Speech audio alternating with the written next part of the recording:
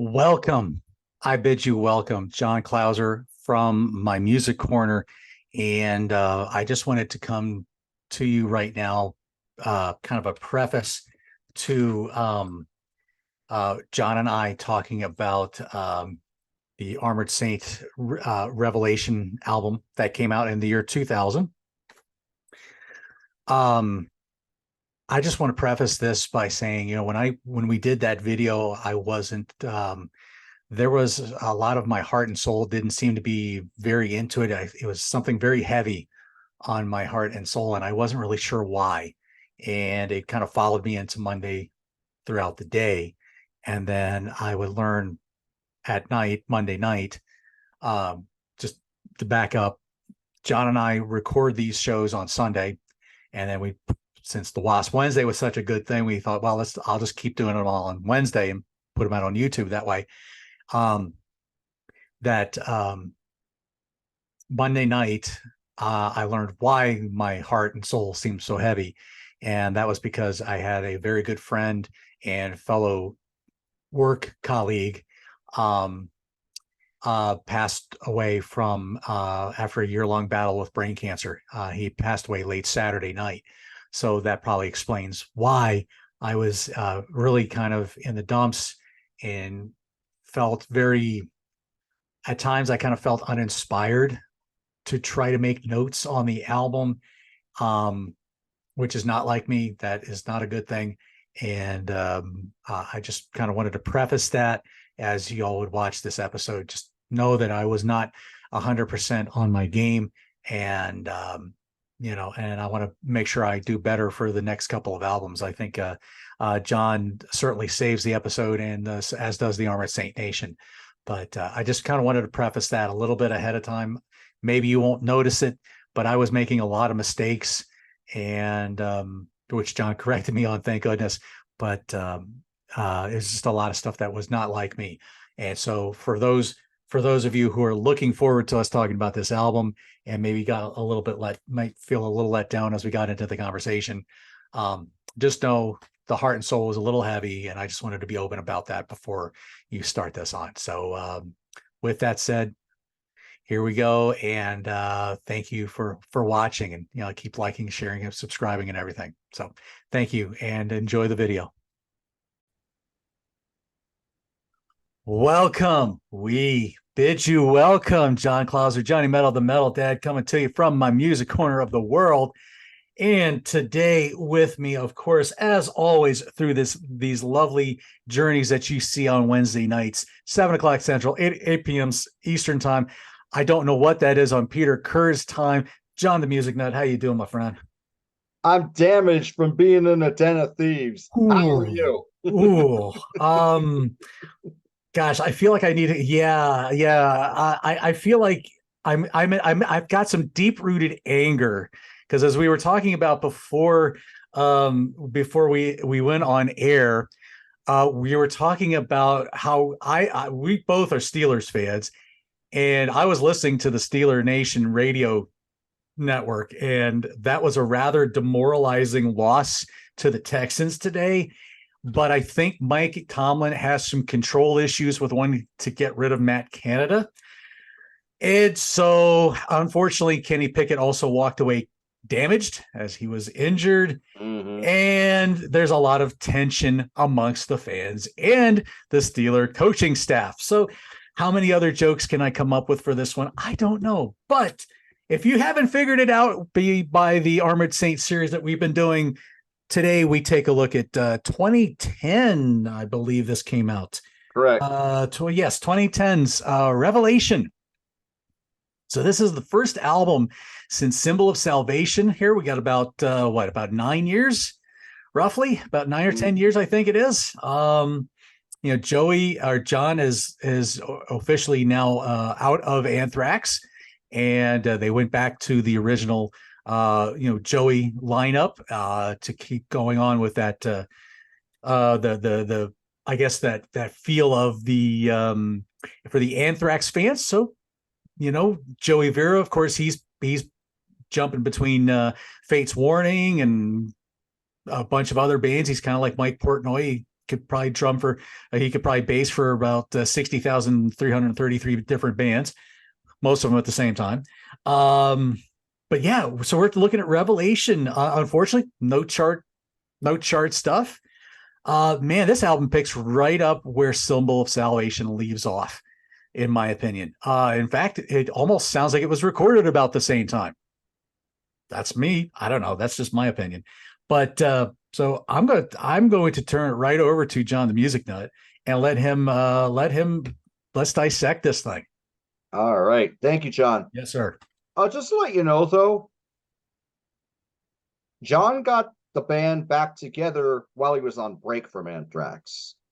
They did Volume 8, The Threat is Real, took a break, did Revelation. He went back with Anthrax for We've Come For You All. So he wasn't out of the band at this time. But Thank you for correcting me. Yes. You got it. So this was from March 7, 2000. Second release back on Metal Blade Records. We got the Symbol of Salvation lineup here. We got John Bush on vocals. We got the Sandoval brothers, Phil and Gonzo, on guitar and drums, respectively.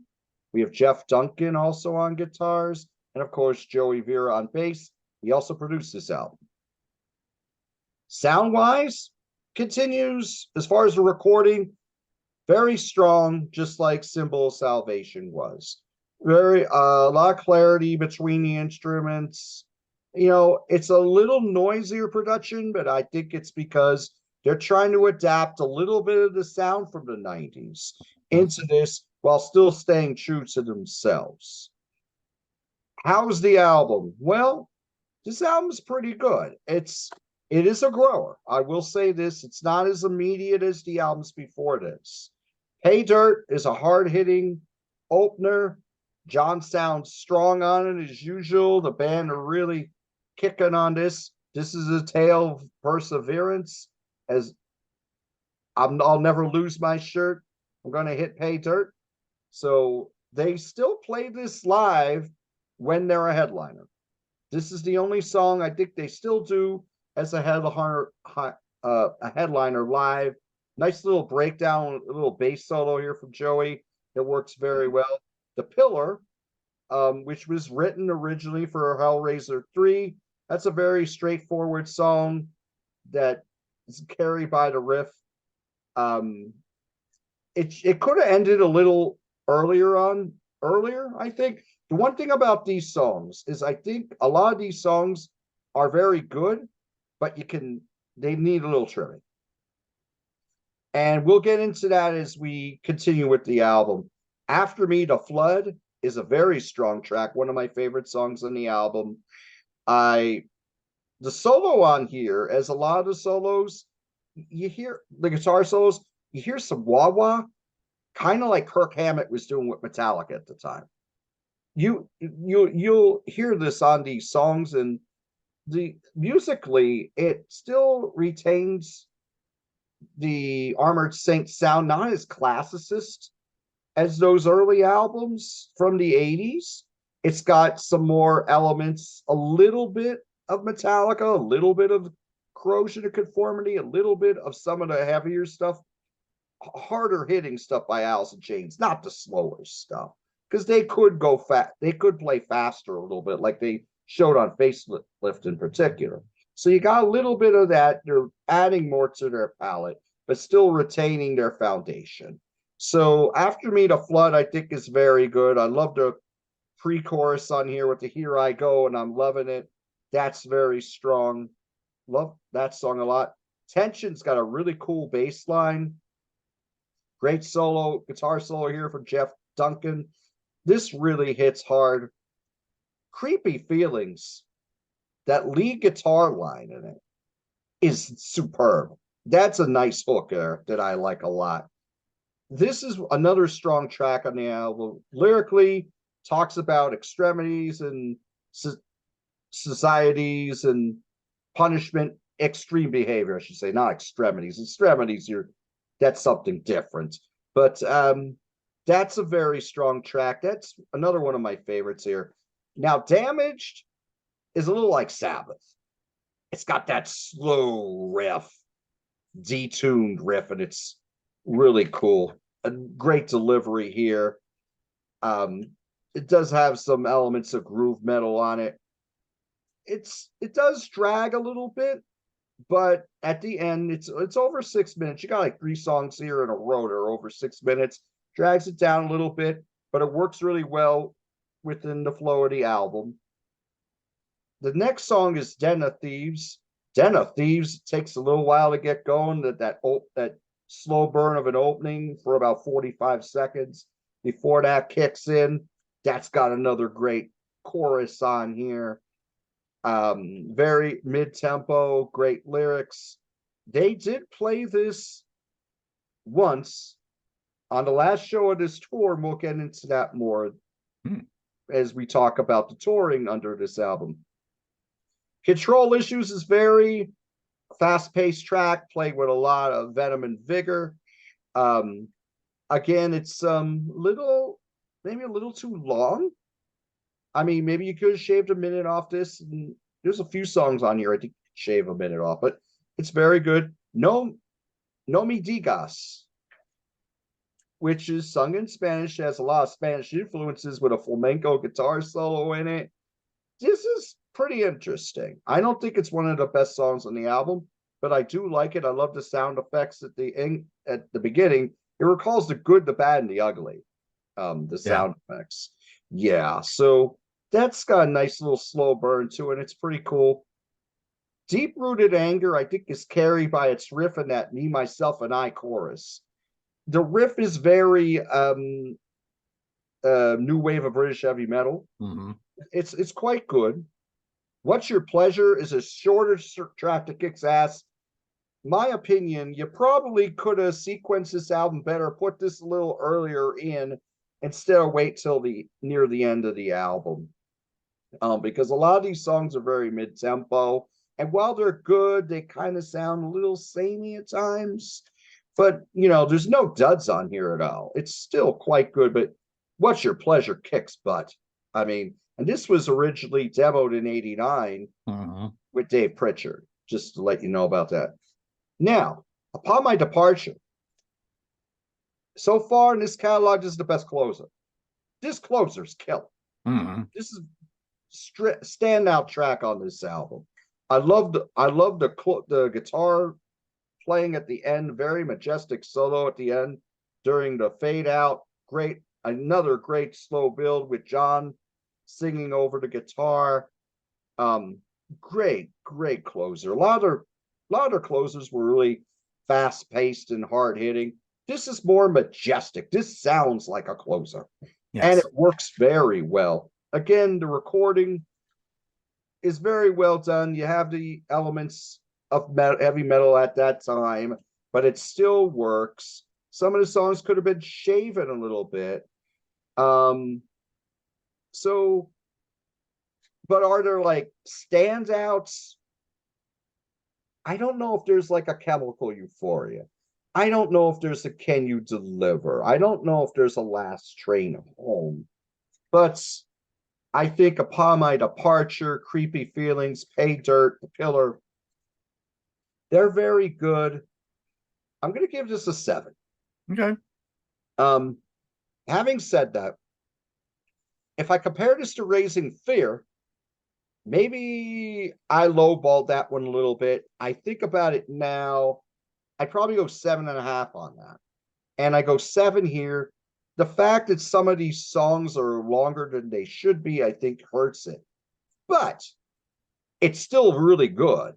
It's definitely worth purchasing if you're a fan. Not the first album to listen to, certainly. It will be Symbol of Salvation, just to say that up front. I mean, I know we got 3 more albums to go, but if you're following this series, you know their catalog. Yeah. But this is quite good, and it's recorded well, played very well. Jeff Duncan, Phil Sandoval play some great guitar in here. You actually got a little guitar on here from Joey as well. Joey and Gonzo are still a force, as is John. Yeah. So 7 for Revelation for 2000. Okay. All right. That's fair enough. Yeah, that's about that's about where I was going. And to correct myself, this came out in 2000, not 2010. That's La Raza. So I'm getting way ahead of myself on that one. But yeah, what do I have to say? This album for me was, like you said, this one's a grower. And I don't think I don't think I've gotten enough listens in on this one yet to where it's really, really attached to me yet. You know, it hasn't clung to the DNA just all that well yet. But it's a long listen. I mean, this is about an hour long. So yeah, there's some stuff you could easily shave off. Recording wise though, yeah, like I said at the beginning, I think a lot of this almost sounded like it was recorded back about the Symbol of Salvation time. It really doesn't sound. It doesn't sound like something that was recorded in 2000. In my opinion, whether I know what something recorded in 2000 sounds like, I don't know. But anyway, yeah, I don't really even think I can add a whole lot to all these different songs. Pay Dirt, great opening track. You get a good aggressive opener, which they're known for. You know, you want to start off something chugging, something fast, and they certainly do. I think The Pillar's a good second song, again, written for Hellraiser 3. It certainly has that kind of that vibe for the movie that I think they would have been looking for. After Me the Flood, you have a lot of nice musical passages all throughout the song. One thing I really dug musically about this song is I love the ending. You almost get the Black Diamond ending without slowing the tape down. Yeah. That's about the best way I can describe it. That's good. That's how I looked at After Me the Flood. But again, I think there's so many of these songs here that and I'm just going to keep going here. Tension. Again, you have Joey with the funky bass opening, and then you got a lot of good riffage, and you got a lot of good playing. You get this repeat word on the chorus of tension, tension. Mm-hmm. You get some of that. You get John's just fiery vocal throughout the whole thing. You got Creepy Feelings, again demoed with Dave. A lot of good riffage going on here, but here's the funny thing for me with this. So when I first heard him singing this, now you have to keep in mind, folks, I didn't listen to this back in real time. So I'm still fairly new to this album. So just to I'll just confess that now. When I'm hearing Creepy, when he's singing Creepy and they put that vocal effect on him, you know what the first thing that came to my mind? What's that? Yeah, you finally brought me my cake. Or I finally got my cake, that from Creep Show, Okay. the Father's Day thing where his daughter was all whatever, and or it even could be the scene where the Ted Danson and the female character are buried in the beach by Leslie Nielsen, and then they come back from their watery grave, and that vocal effect, that kind of, to me, that's what it sounded like. I don't know. Nice. If you know the movie, you know what I'm talking about. Anyway, Creepy Feelings, but it's still a very strong song. Again, maybe could have been shaved a little bit. Damaged. You went Black Sabbath. I went Alice in Chains. Okay, yeah. Because of that wah-wah feel, Right. I kind of got that more of that Alice in Chains like sound from it, because it kind of reminds me of some stuff Jerry Cantrell would have done. Yeah. Again, but we get that same kind of repeat chorus thing like we got in Tension. Mm-hmm. Damage. That. We get that kind of thing again, but still a pretty good song on the mental health feel there. Den of Thieves, probably my favorite track on this album. I love that solid opening riff, great chorus, love the build of the solo. Again, kind of speaking of the the elitism, the government, kind of all these kind of things here. Control issues, kind of another bit of an Alice in Chains influenced here. You almost have almost like an 80s synth pop drum sound in that beginning. Mhm. I don't know, kind of got that kind of feel from that. But again, it morphs into a really cool song, a very strong song. No me digas, you don't say. I Right. figured that's how it's translated into. Mhm. But a very dark song though, lyrically. But man, this really shows some wonderful influences and just wonderful style that, hey, we might be this really metal band, but let's give you we're going to give you something just a little bit different here. And this, I actually applaud them on this one, because this you don't hear a lot of metal songs sung in Spanish. Right. So that's, and I think John does a really good job with the right words, and I think this was a great song to do that with. Um, Deep Rooted Anger, I think another just a very groovy feel to the song. Another great pre-solo to this to another great pre-solo section. I just love the guitar work that both Jeff and Phil are doing on this album. They are just sprinkled all over this album quite a lot. Absolutely. So that's good stuff. What's Your Pleasure? Yeah, just a good old song about torture. But I really thought they could have gone a little bit more Hellraiser with this. I was like, "What's your pleasure, sir?" But still, very strong up tempo rocker. Again, maybe weird. That's the second to last song. It's like, and there's been so many. They haven't had a whole lot of very up tempo songs on this album. Right. So, but upon my departure, again, like you echoed, very strong closer. I think another kind of that Alice in Chains influence, the Seattle influence there with the acoustic intro, searching for that someone that's not here anymore, Mhm. and what that person meant to them, and just what and that hole that people leave. And maybe this was another song dedicated to Dave. you know Right.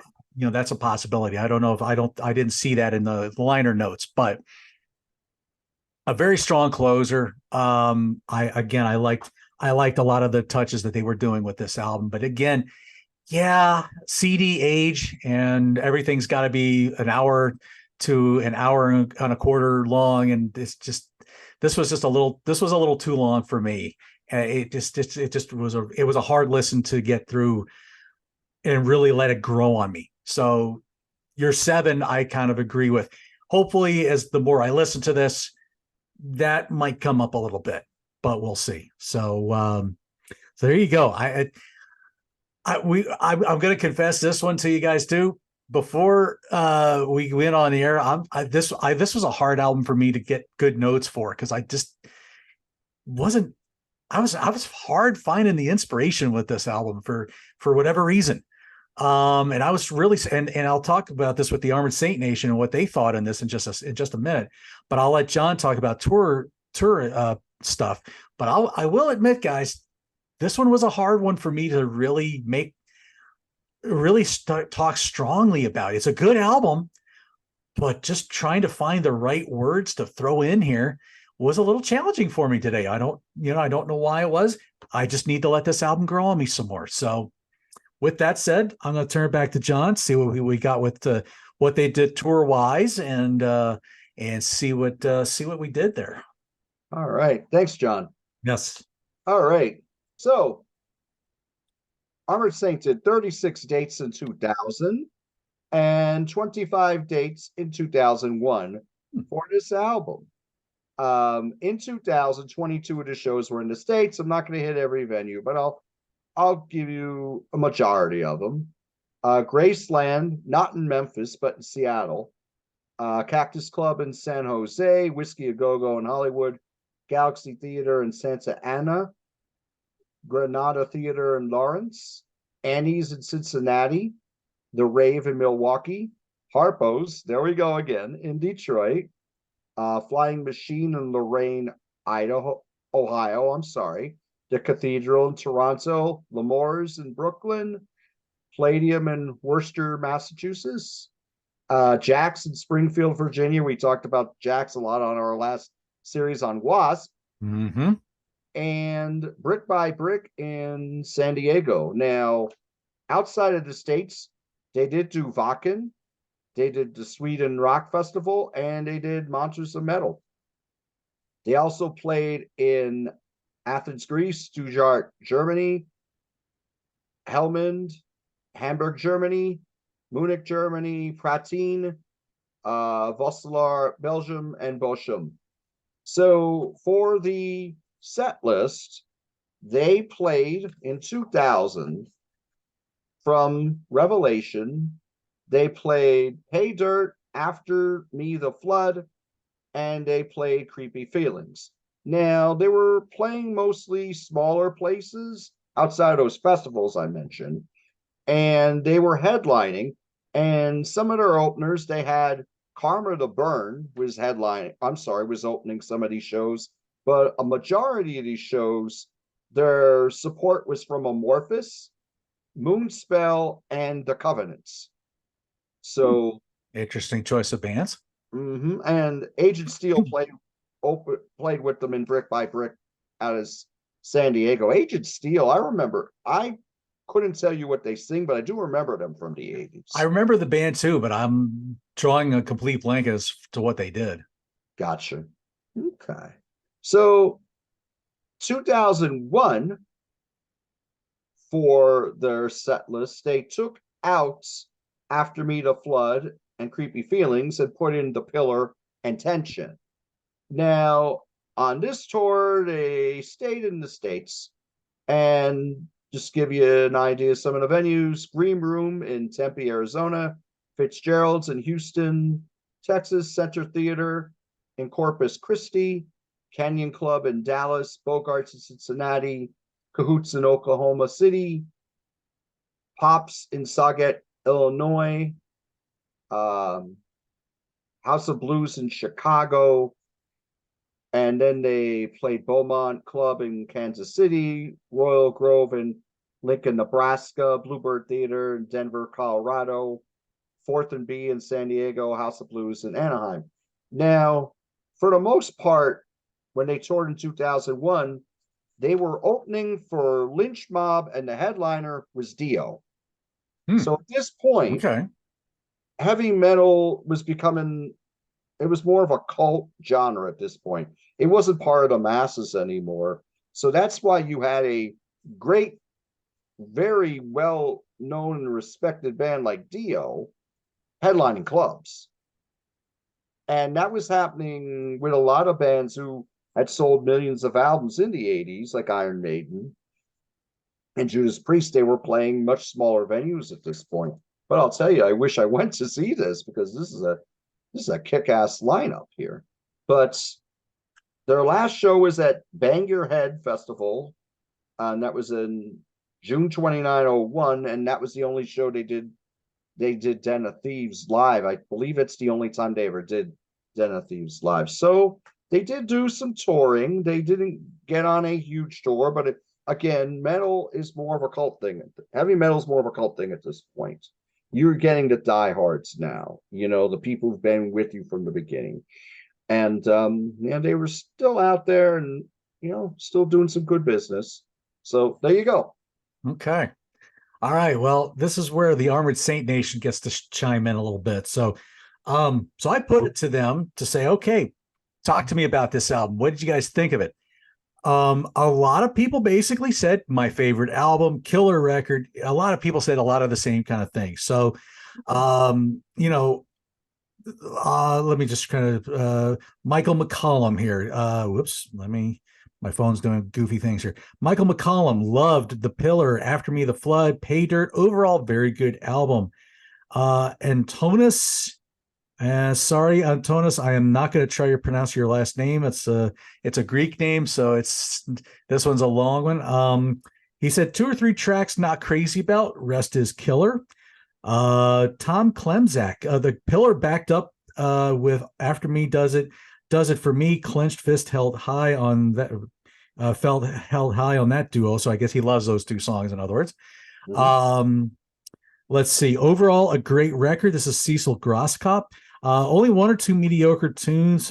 First time I got to see them was on that tour. Let's see. Greg Haima. I absolutely love it. My oldest daughter and I headbanged to it at her wedding, playing tension as part of the father-daughter dance. She really loves Joey's Vera's playing on the intro. Who doesn't play Armored Saint at their wedding? Rock on Double Live Gonzo. There you go. So that's a pretty cool story. Nice. Uh, let's see. Brett Knickerbocker's second favorite Saint album after Symbol of Salvation, some of their most diverse, interesting, and catchiest songwriting. I will agree with that. So this is where I'm like, okay, I need to let this album grow on me some more. Let's see, what's another good story here? One of the things I read early on was some reviews. Some of the reviews on this album were not really that great.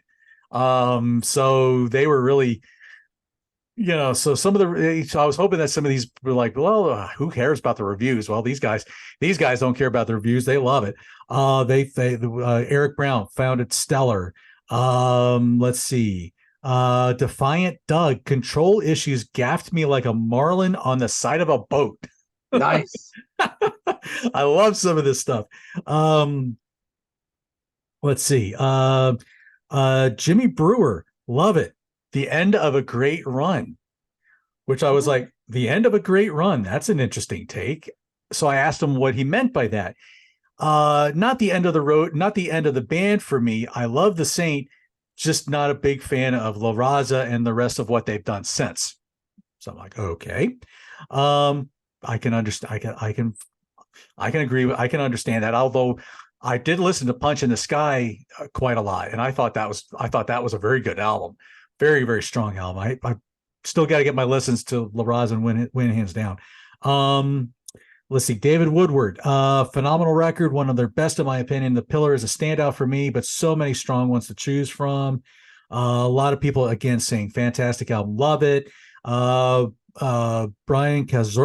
Kozorowski, great hooks on this one, very original. Let's see. Saw them. Let's see. Gene Anderson. I never listened to reviews. I decided for myself. Loved it since it came out. Saw them twice on this tour too. Lisa Rico, special album, The Resurrection of Saint, if you will, which is basically true. Let's see. Jim McCullough, Armored Saint has released the best comeback album not named Back in Black. That's Not strong. only that, That's strong state. that is a very strong statement. Yes. Yeah, Not only respect. that, they've accomplished this feat twice. First with Symbol of Salvation, and then with Revelation. So there you go. Let's see, and that's pretty much it. So, like I said, a lot of everybody was just saying how they loved it, and amazing album and stuff of that nature. So, so really good, strong stuff there from the Armored Saint Nation. So, thank you all for chiming in on that. I wanted to let y'all get your voices heard here. So, but now for the rest of you, let's hear about what y'all think about Revelation. Tell me, hey, I just need to listen to this more. Just you could say it. I'm a tough guy. I might have some thick skin somewhere. But John, what do we got coming up for you? You feel like you've been kind of here, there, and everywhere a little bit. So what's on the dock for you that we need to be looking out for you on? Okay. Friday show on Rock Daydream Nation dropped. It was Joe Bex, Peter Kerr, and myself. We talk about our favorite 3 albums by Scorpions, and that was a fun one to do. I watched that one too, and I saw when you pulled yours out, I was like, oh, thank God he used that cover, not the other one. I never had the original. If you know, you know. I had never had that original one though. So that one we have going on. John and I are going to be doing another show on Rock Daydream Nation shortly. We're going to talk about the Speed Kills compilation. There it is.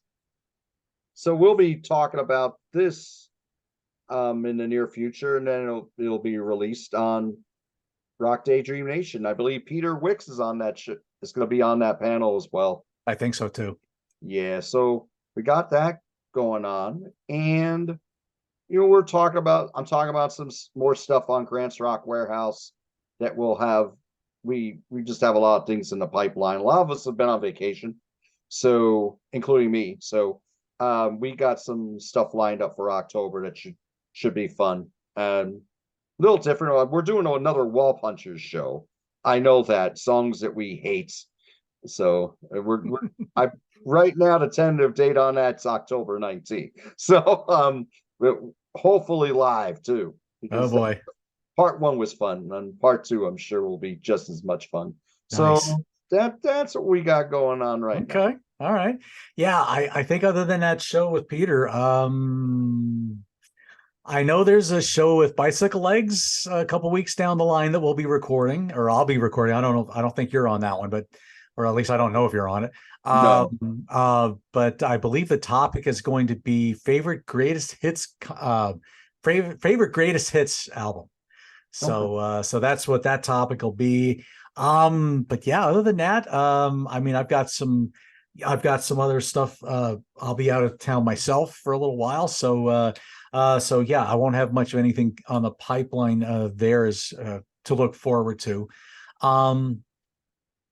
If y'all haven't checked out my interview with Tim Durling. Tim Durling, make sure you go back and check that out and read about and check out his book, An Adventure in 8 Tracks Unspooled. Very recommended book on essentially the demise of 8 tracks, essentially, and just but just a lot of good stuff about music collecting, because that's what a lot of us are into collecting. It's like they say on the CA Tranquility, the curse is real, some of the stuff. It's a fun thing, because we love being able to talk about bands that maybe you guys haven't thought about. It's like, how many people really are taking the time to talk about Revelation, for example, or, just to use as an example. Maybe we could have even talked about Anthrax's Stomp 442. I don't know, but and I still have to get with the We've Come for You All and stuff like that. But